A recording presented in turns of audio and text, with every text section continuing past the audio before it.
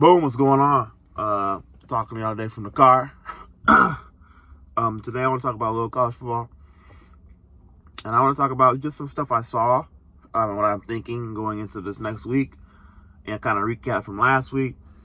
I'll talk about Texas since I'm a Texas fan. I'll start with, and I got the shirt on and everything. I'll say that for Texas-wise, still not impressed going out from Georgia. I think I was almost a repeat of the Georgia game. Quinn threw 2 picks, and I will say, both were batted.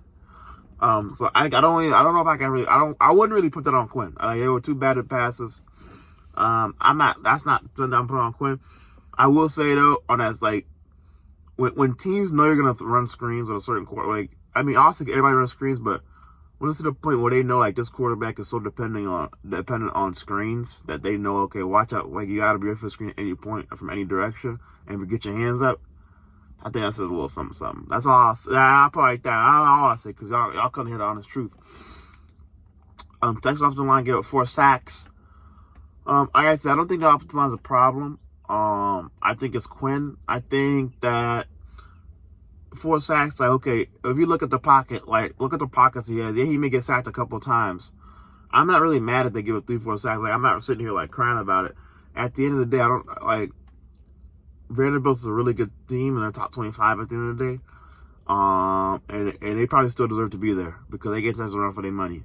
Now, why that is, I won't. I know why, but I'll just say that. But 3 or 4 sacks, that, like, and then, like, I'm sure I can find at least when I go back and watch it. We'll see. But I thought, you know, with Quinn is like, everybody's like, oh, well, he stepped up. Well, y'all want him to step up. He stepped up. What about now? Now y'all see he can't. It doesn't matter. The thing about Quinn is that it's not always a step up. Sometimes it's to step out of the pocket or to step left or step right. I want you to go watch Cam Ward versus Louisville when they had a 3-man rush. And watch Cam Ward in that pocket. Watch Shedeur in the pocket. And then we'll watch Quinn when Quinn had a 3-man rush versus Georgia. And watch him run when nobody's coming at him. Watch him run right into a QB spy, and it goes incomplete. And if you look at the second long, he has Isaiah Bond cutting across the middle of the field. So that's what I'm saying. It's like, watch the elite quarterbacks who are having monster years, so they're going to be first-round picks. They're calm in the pocket. They don't run from 3-man pressure. When they have the pressure, they know, and they know what's going on around them. Whereas Quinn is just runs around, and he's like, oh, 3 seconds, I have to get the pocket now. It's like he's a robot. He's not a natural at the end of the day. So that's what I'll say. Go watch Arch versus, I think it was UTSA. Go watch those guys who hold the ball. Like, they know what's going on. He held the ball. He's in the back of the end zone. He held it. He didn't throw the ball. If that was Quinn, Quinn would rush to throw. Now, he almost threw a pick, but still, that's Arch. Like, Arch is not. He knows what's going on. He has a pocket awareness. He was just sitting there, just like Cam, just like Shedeur. All the elite quarterbacks, they don't. The elite ones don't rush it because the games slow down for them, and they're naturals. They're not robots. They're like, oh, well, I must have to run now because I've been in here too long. No, your 3-man rush, offensive line is doing helping you. Just wait. So that's all I'm saying. Quinn doesn't have a natural ability to know what's going on in the pocket, and he's not and he's like, it's more like he's a robot these days.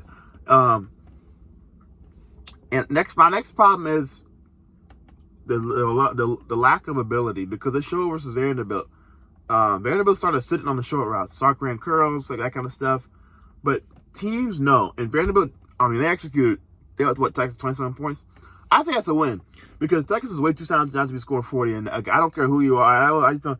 They're way too talented not to be scoring 40 a game, especially in Sark's offense. So way too talented, way too well coached. 27 points. Vanderbilt's defense did their job. If this was anybody else that actually had an offense, Texas might have or lost the game. I mean, they almost lost the game at the end anyway. So it's like, I would say that I think Quinn. I just think everything is on Quinn because, again, Sark has to retool a lot.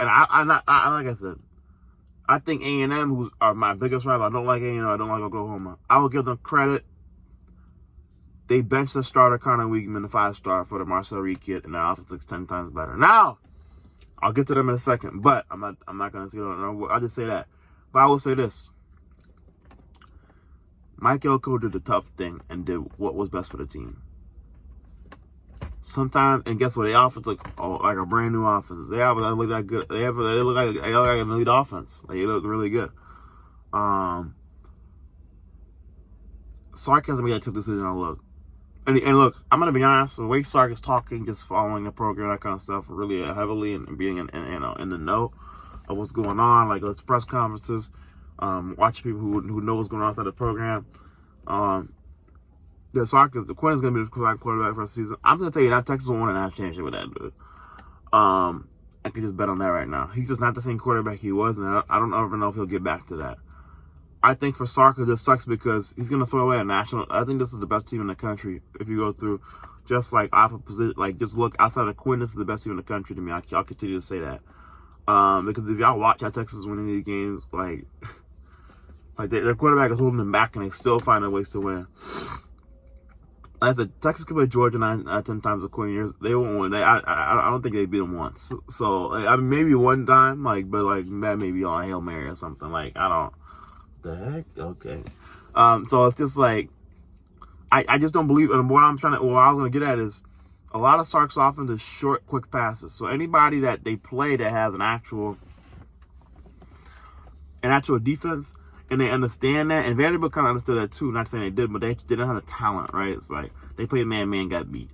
And then Quinn threw a deep ball to DeAndre Moore, and it was actually, if you look at it, kind of underthrown. DeAndre Moore to stop, come back to it. He would, you know what I'm saying? So again, Quinn's deep ball is not the best. I just think for Sark, it's like his whole offense is redesigned. Go look at Mac Jones. Go look at Tua Tagovailoa when he was at Alabama before he got hurt. Like the offense is, it's not like every play has to be a chunk it downfield. Obviously not. But you watch a Vanderbilt game. Was it a Vanderbilt Georgia game? Tell me how many times Quinn pushed the ball downfield. I mean, how many times did the ball get pushed downfield and thrown downfield? Not a lot. I'm telling you right now, Sark is calling those plays. He's not even calling them so much anymore because he knows that Quinn's not going to run them. But that's just what it is. Quinn is not. Look at the Vanderbilt game. He's not pushing the ball downfield. And Sark's Sark's going to run screens and RPOs anyways. But he's really running them a lot now because he knows, he knows that Quinn is not going to throw the ball deep, and that he kind of redesigned his offense to fit Quinn. Now, last year I get it. We didn't have anybody viable to play after Quinn. Now we got Manning on the bench. He's already spent a year in college. He's already shown he's well seasoned. I'm going to be honest. I think Texas' best quarterback is Arch Manning. I don't think it's Quinn. I think Sark needs to bench Quinn. I think Sark needs. I think Sark needs to understand that, look, Archer is the best chance to win that championship. And Texas gets Archer in the starting lineup. They're going to win that championship. That roster's that. They have everything else they need. They just need a quarterback, honestly. But at the end of the day, with Quinn at the helm, and look, everybody's like, oh, Quinn Ewers people, all the Quinn Ewers haters, and no one's hating. We're just saying facts.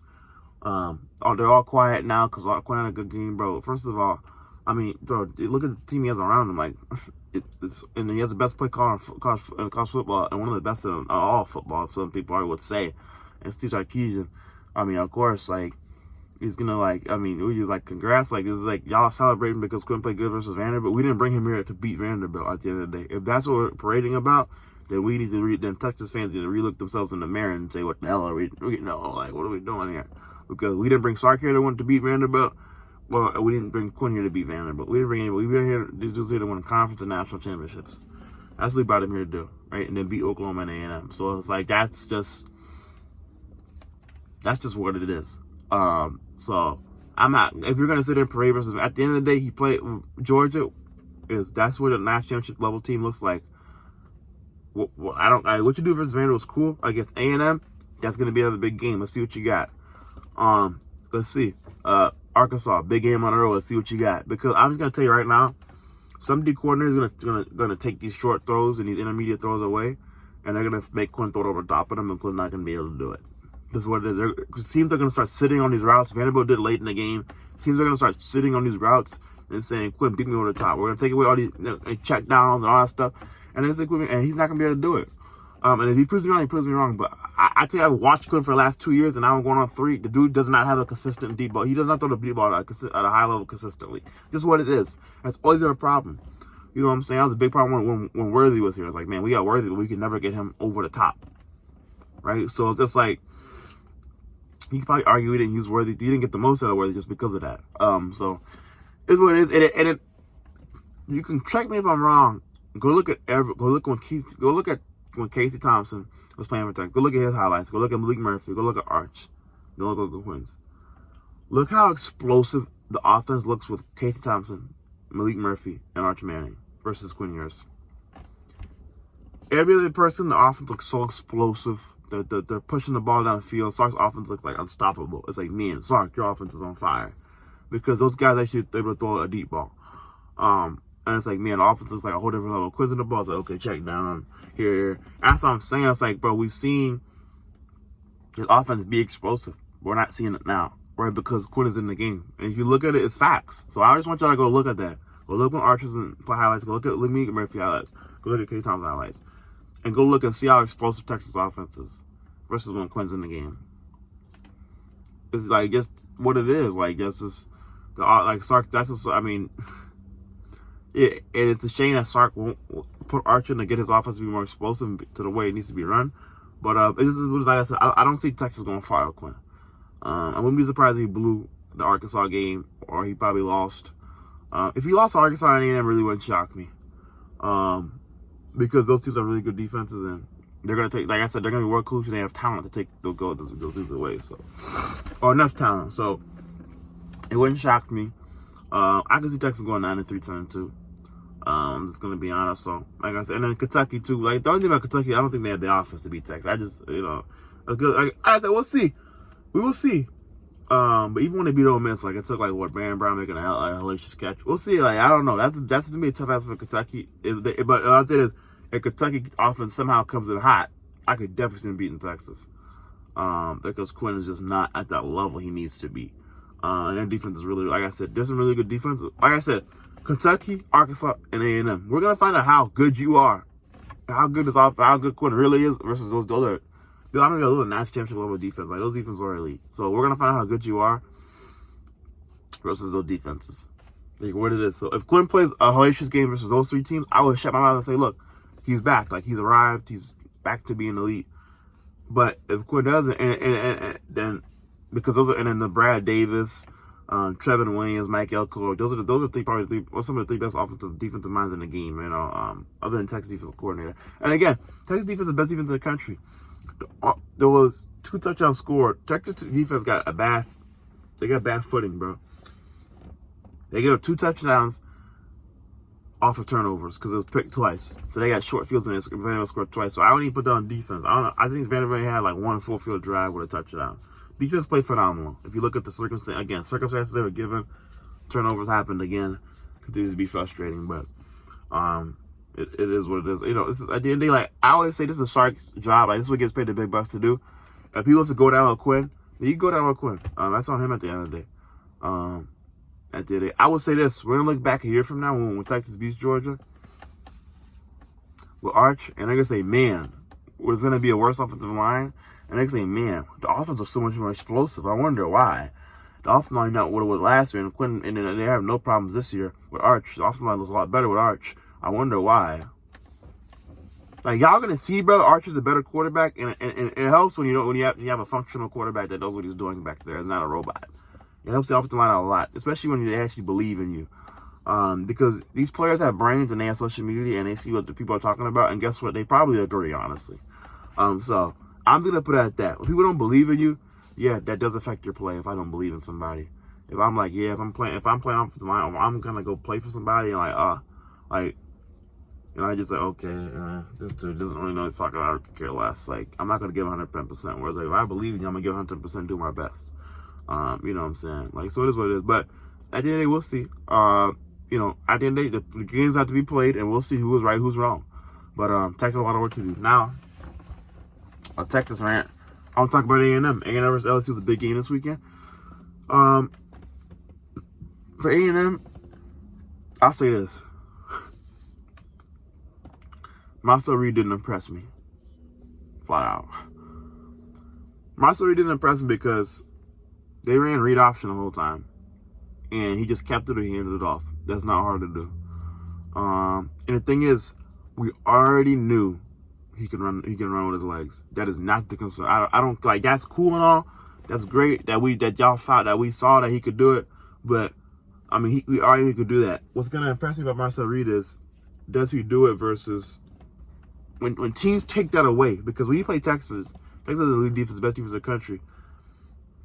and Texas goes out there, and they're gonna say, you know what, we're gonna take the read option away. You're not gonna let you run the ball. You're not gonna let you run around because, by the way, FYI, that's what they did to Jalen Milroe. And they're gonna do it to Marcel Reed, and they're gonna say, look, we're not gonna let you just run around and do a read option and scramble out the pocket. We're gonna make you throw this ball, and you could be introduced to Ian Hill. What are you gonna do then? That's what's gonna impress me. When I see Marcel Reed throw the ball at a high level, then he'll impress me. Versus a high level competition, then it'll impress me. Until then, I'm not impressed because I already knew he could run. And at the end of the day, teams are gonna take that away because now teams know going into the week, yes, Marcel is gonna be the runner of. Yes, he can scramble. So we're gonna continue, play zone, and see if he can make throws. Same thing they did in Milroe. So I'll be impressed when Marcel Reed starts throwing the ball at a high level. Until then, I'm not impressed with Marcel Reed. For LSU, Nussmeier let me down. I was talking big and high about Nussmeier, not so much anymore. Nussmeier really, but I mean, like I said, he doesn't have the arm that Quinn and Milroe these guys have, but I mean, I just thought that was a game because look, at the end of the day, if Nussmeier, like, I can't put you in that league because I think there's two elite quarterbacks right now, Shedeur and Cam Ward. I can't put you in that elite quarterback conversation if you can't step up in the big games. USC, he didn't really step up. And then he said versus Ole Miss, that's one. But then versus A&M, you just show up. And Ole Miss, and Ole Miss's defense ain't. I mean, the one defense I can actually say is quality for sure is A&M defense that you didn't show up. So at the end of the day, that Ole Miss game kind of just goes up the window because, like, I mean, yeah, you could have it, but like it's 2-1 anyway. So it's like because the LSU, I watched the USC game all the way through. They gave them so many chances to go win the game, and they didn't, and go score points. They couldn't even get field goals. So, Nussmeier is not an elite quarterback because elite quarterbacks show up in big games. And you should have one time out of if you play 3 games, you show up once. And then one actual defense elite you could all say that you played, you didn't show up at all. So versus A&M. So like I said, and you had the best pass rushing offensive line in the country. So this is like, come on, bro. And Nussmeier's not an elite quarterback. He has a lot of work to do. And so does LSU. Now I will say, I'm not gonna give my prediction away for the Alabama game versus them, but man, I mean, I think they'll be fine, but Nussmeier just not elite at the end of the day. Again, none of the quarterbacks really impressed me. I was impressed first half, but Nussmeier, the problem was he started throwing dumb interceptions because his defense was fine. But then that first pick he threw with a guy, he's the guy who on the press conference, he looked at me and he's like, no way he's gonna throw it. He threw it. Like, bro, are you playing NCAA football? Or are you playing football in real life? Like, I just had to figure out, that's the crap I do on NCAA, bro. I don't understand what goes through the quarterback's minds. Like, bro, no, don't throw the ball. This is not NCAA. This is not the video. This is real life. It actually matters. So it's like, come on, bro. He threw it right to the guy. And then the other one, it was like a little check down, like short pass. He picked it off. And so it was just like, and the third one, the game was already over, but he just threw it to running back. I don't know. I can really like. It was really just a great play for Torrey New York, whatever he says his name. Great play from him. I don't know if I really put that on him. I guess he could have seen it, but it's like, you're not. But again, he was very panicky too. Like again, like when you're panicky, that's what happens. You throw picks on your check down. So like I said, that's a lot of work to do. And he threw a pick to his running back. I don't know how you throw a pick on a check down to a running back. That's right in front. That's crazy. I don't know, but he did it. That's smart. Did some stuff I ain't never seen before. Good and bad. So, man, I get to him. Like I just think the game was like, okay, Nussmeier played a hellacious first half. He was on fire, and then second half he played horrible. So I think it kind of showed up in the score, and it showed up in the box score, and in the stat sheet in the game itself. So, and definitely, I'm not impressed with them. Their defense, I don't know if I'm so much impressed with the defense because LSU's offense has, LSU's defense has 20 points. Like, LSU's offense has been, like, lackluster compared to what it's been in the past. I mean, like, honestly, like, it's not the regular offense where they got a bunch of receivers running around and the quarterback's dicing people up. And it's especially, like, it's just not one of those offenses right now. So, LSU just, like I said, it's not the team we're used to seeing with LSU. With the offenses and putting up a bunch of points and that kind of stuff. So, I just leave it at that at the end of the day. And we'll see what they could do, but I think they'll be fine. I think they'll make the playoffs. As long as they don't drop a game, it shouldn't drop. Because they really should win out the rest of the schedule. So, for A&M, I will say this: championship teams don't slip up. You're going to South Carolina this weekend. That's going to be. I mean, how many? Is that the first real road game that A&M's even played versus a quality opponent? I think so. So, schedule really helped you out this year. I'll say that. You're going to play. You're going to play South Carolina this week. Dylan Stewart and Kyle Kamara took me camping way. I'm going to say is good luck, and good luck to your offensive line, because that's going to be a hard, man, I don't know how Cochran may be a first-round pick, honestly. So it's just like, and then Dylan Steele, your first-round pick, is still 2 more years of college. So it's like, so it's like, and Tamika anyway looks like an NFL player. What draft pick, I don't know, but that also could be a first-round pick. So it's like, man, I'm just going to tell you good luck. That's all I'm going to tell you. Yeah, I'm going to tell you, championship teams, if you're really as good as y'all say you are, I'll go on the road and handle business. Because championship teams don't get up for 1 week and then get down the next week. They stay even kill. Obviously you get up. They're going to be more excited and that kind of stuff. But you understand, okay, look, you enjoy it. You enjoy it Saturday. You say enjoy it for the night. And then on Sunday, you should have been getting ready for South Carolina. Saturday night, you enjoy it to get ready for South Carolina. Because the end goal, if your season was to beat LSU and be 9-1 and lead the conference, then look, you did that. But if that's what made it break, if that's like the end goal for y'all, then my game goes a lot of work to do. Because that's embarrassing, and I'm assuming that's not obviously national championship. So championship teams don't fall off the next week. So we're gonna find out how good A&M really is, and then finally you have to go on the road and play somebody on the road. We're gonna find out how good y'all are on the road. New starting quarterback, a young guy. How y'all play it off a big program changing win. So we'll see about A&M. I said, it didn't impress me. What impressed me is that Marcel Reed throws. I'm going to be watching that again specifically to see. Does Marcel Reed throw the ball a lot? Is A&M playing on a high level? Right, dominating competition? Can they block South Carolina? How does off the line look? Like, that's going to be a game that tells me a lot about A&M and how good they really are. So I'll just say that. And then for Ohio State, Nebraska is another game I want to talk about. Ohio State, Nebraska.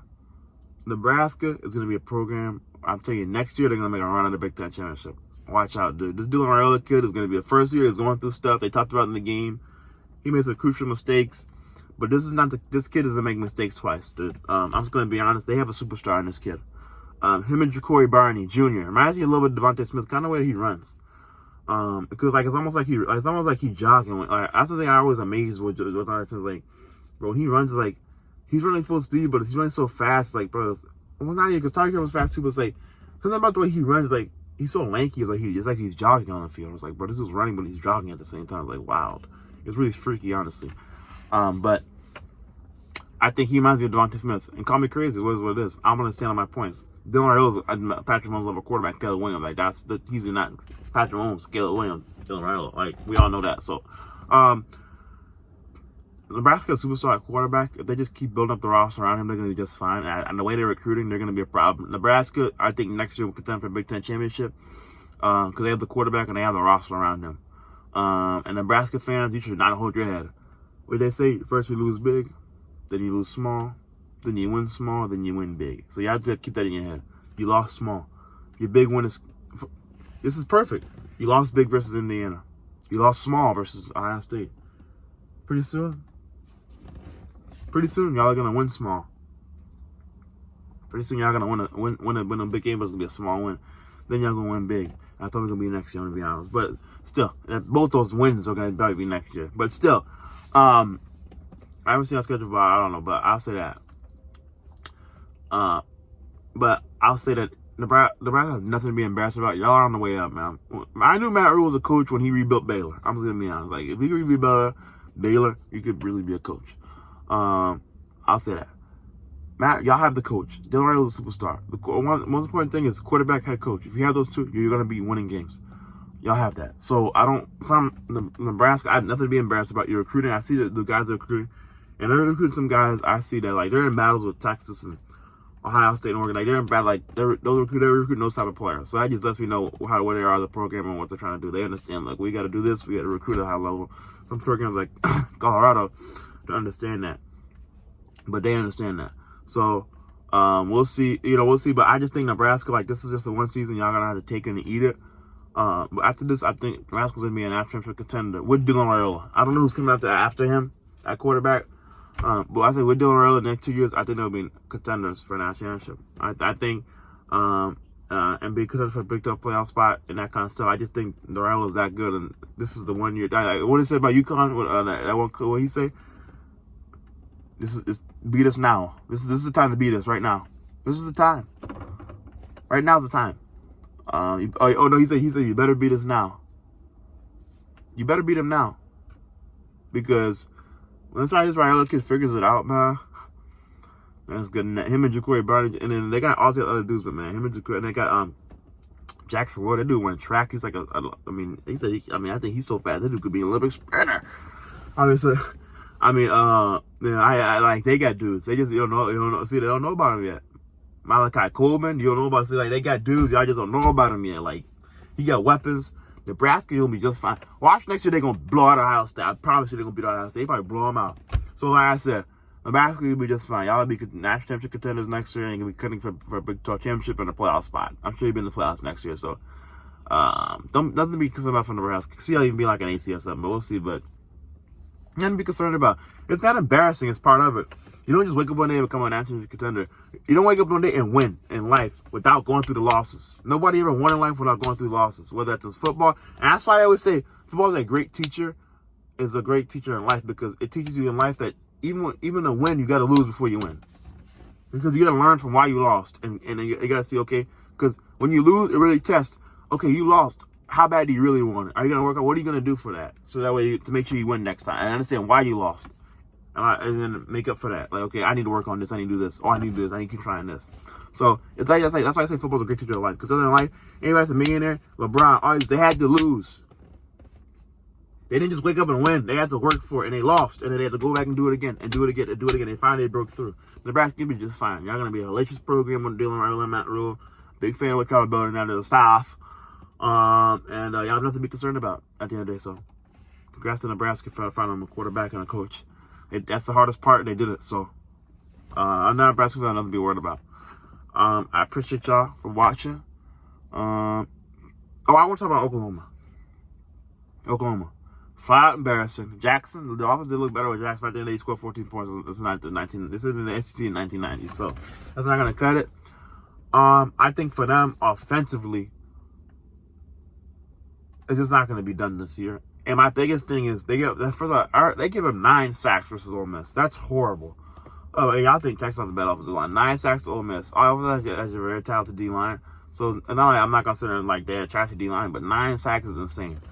And even one touchdown Jackson 3 had to like scramble out and run around and that kind of stuff, like Mike Vick or whatever, try to be White Iverson or whatever. So I will say this: the biggest thing for Oklahoma is look. You're not going to rebuild the offensive line in a year. Whoever you bring in on the coaching staff, offensive wise, is probably not going to be able to. And it's not even going to be a year. It's going to be like because you have what in the season. This season's going to end in what November. It's flat embarrassing. They won't because Oklahoma won't be playing in December. So this season's going to end in November because they'll be playing in December. It's flat out embarrassing. So then you get from December to what next? August, that's what. April, March, April, May, June, July. That's you got 8. Okay, that's what I thought. So you got 8 months. That's what I'm saying. You give them whoever the new offensive coordinator is 8 months. That's not enough. Off the line, 8 months. No, you need about 8. I mean, no way off the line. Looking, you might need about 8 years. You might need about 8 years for Oklahoma's offensive line to become something. So I don't think it's enough. I think they got major issues on the offensive line, and it's not going to be an 8-month rebuild. And the same thing with the offense. So I think Rebels are done. I think it's going to get ugly fast over there. And he's talking about, what do you tell recruits? The recruits ain't buying that crap, man. Get that guy out of here. I don't know how they're going to recruit. LSU looks like it could be in the playoffs. And that could be in the rolling. Texas is rolling. SMU is rolling. I'm talking about SMU soon, right after this, but you're not going to be able to do state Texas recruit. You're not going to be able to recruit the state of Texas because SMU is rolling. Texas is rolling, and rolling, LSU rolling. All those schools depend on state Texas and recruiting. How are you going to recruit the state at a high level? You're not. So, A&M has a lot of work to do to me. And we'll see. I mean, my bad. I'm bugging. Oklahoma. And like I said, I just think they're done right now. I think if I was a quality player at Oklahoma, I'd transfer out. Because this is not going to be happening over there, bro. It's just nothing good going on in Oklahoma. And, come on. Oklahoma is where you want to live. Get that guy there. Come on, man. Ask Katie how it was living in Oklahoma. And James. The reason why they left, bro. I feel like, okay, James, you know why James left. The reason why Katie love you. Come on. That played a part, bro. Oklahoma's is not the most satisfied, especially for, people, if you actually want to, be out and about, not where I want to live. I think KD kind of showed that, and, so it's not the most attractive place to live if you like to be out and about and like enjoy like the world around you, because there's not much going on in Oklahoma. So I just say that, and then so I leave it at that. But it is what it is with Oklahoma. Like I said, they got a lot of work to do. I think it's done with the Venables era, and it was a stupid hire to begin with. They should never hired the guy. If I was Oklahoma, I'm gonna say it right now, I would fire Brent Venables right now and go throw I did say to throw $100 million to Kurt Sinagetti, because I didn't know he's 63, so his window's closing. I'm gonna be honest. He about a decade, maybe like 15 years. He about 15 years. He good. Not bad. But I would go get him, bro, because that dude can coach. That dude can flat out coach, man. He is really, really, really, really, really, really good at coaching. What he's doing at Indiana roster is insane. I don't want to see what he would do with actual like Power 5 roster with some NIL backing from Oklahoma, or Brooklahoma, should I say. So whatever change they can scrum up for that Broco NIL fund they got, I'd love to see what Kurt Sinagetti could do with it. I would really want to see that. But if I'm Oklahoma, I fire, because like, why waste time trying to sit here and like, and I know they're not going to do it. By the way, that was the dumbest thing to ever extend Brent Venables. It was so stupid. Why are you going your first? It's not even that. If you look at their schedule, it was obvious they were not going to be good enough. You had a quarterback that didn't look good, Jackson Arnold. Everybody want to glaze him over Arizona. I told y'all that nigga looked like trash. He didn't look good. And then off the line, you lost all 5 of your starters. Like, it didn't make sense to extend, and then they still extend the guy. It was the dumbest thing ever. Oklahoma, you already, I don't know who's your AD or who's signing off on that, but y'all are some idiots. Y'all honestly don't know football. Y'all don't watch it.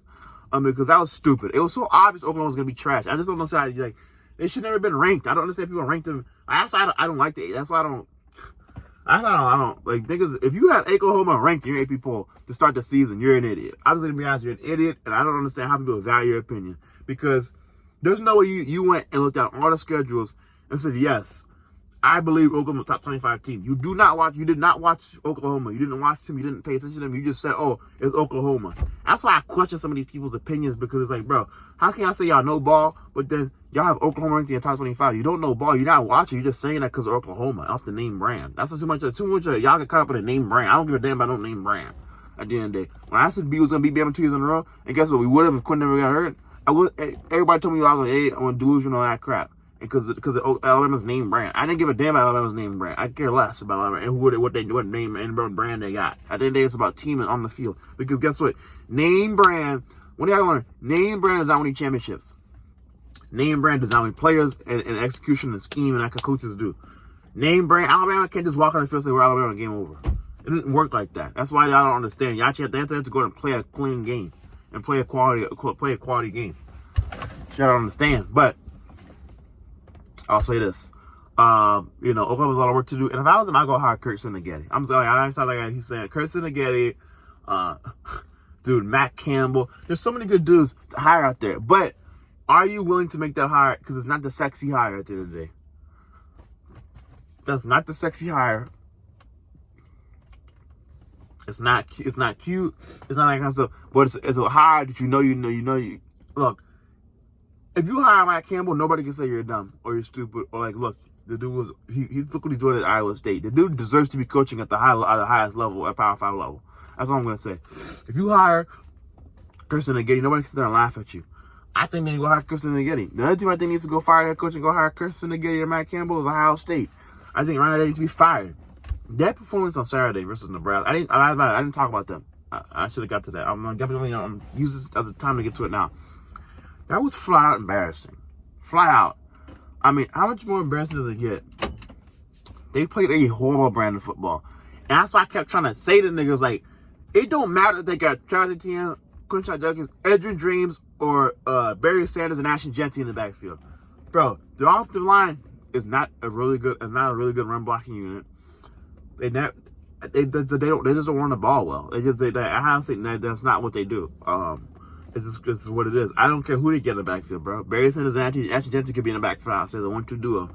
I don't care. It's still not gonna make a difference. Offensive line can't block nobody. And they just don't run the ball at a high level. They just don't do it. So it's just like a combination of things, but they just don't do it. Because it's also about when you're in the ball. Because if you just run the ball and run the ball, it doesn't work like that too. So, you know, you got to be able to know when to run the ball. And that's got to be ingrained in your offensive line.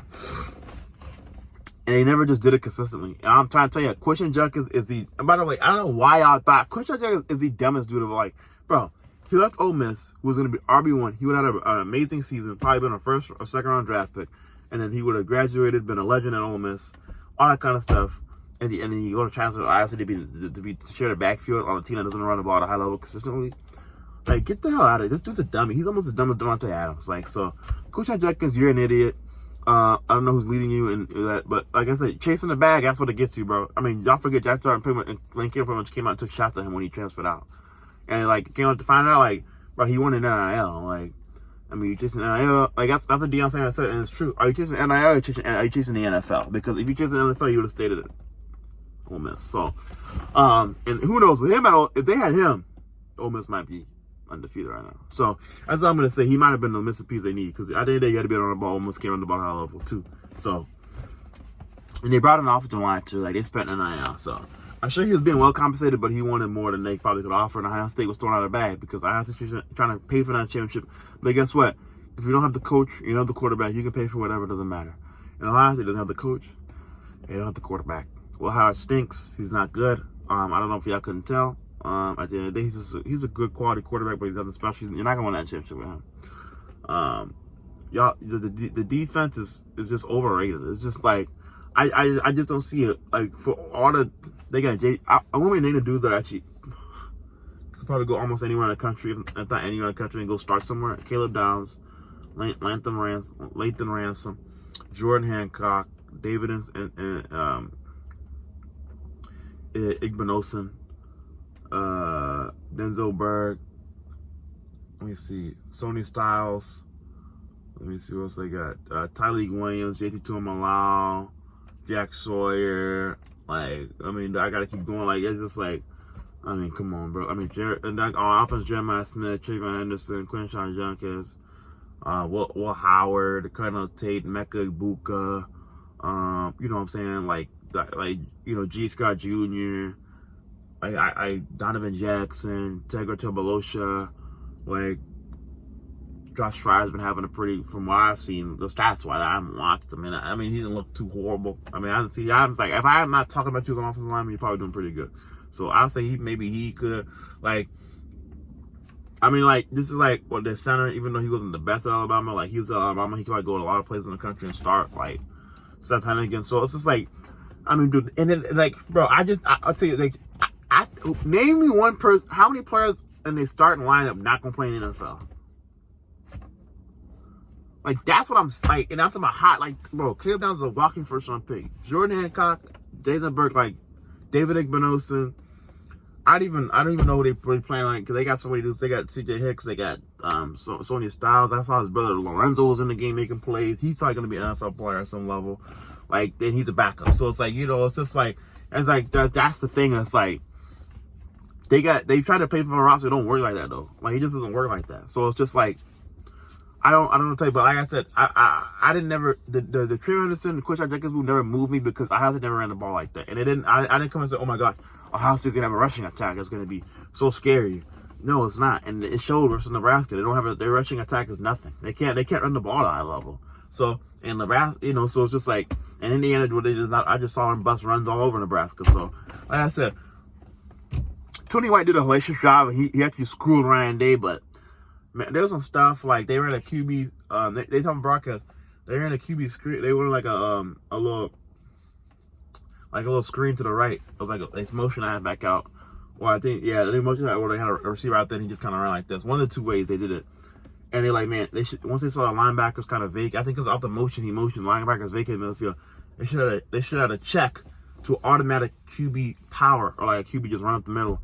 And Will Howard, because the linebackers, like, they motioned him, and the linebackers just ran over there with him. And if you watch the broadcast, legit, there's nobody in the middle of the field. Like, if Will Howard just ran straight, they would have just ran around the middle, and he might honestly just score. Like, there was nobody. There's nobody. I mean, also the safeties, but it's like there's nobody. And there, like, maybe it might have been one I couldn't see, but I'm assuming safety was probably like right here, like on the side. That's how they usually are. They usually don't have just safety sitting unless you're like playing cover one or like one high safety.